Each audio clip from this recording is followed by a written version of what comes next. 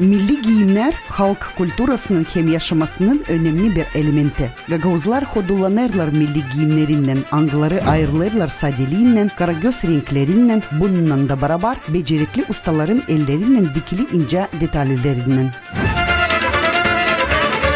Наш гагаузский костюм не принял их яркость. Истоки, корни костюма очень мало изучены.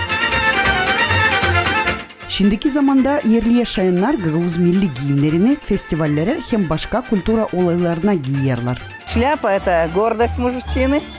Тут же цветок также должен красить человека. Обязательно цветочек с левой стороны у мужчины, у женщины с правой стороны.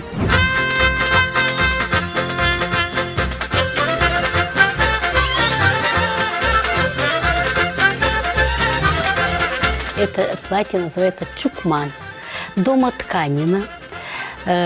Надо отметить, что начиная с грязной шерсти, это все руками женщина почистила, спряла, покрасила, выткала. Это все ручная работа.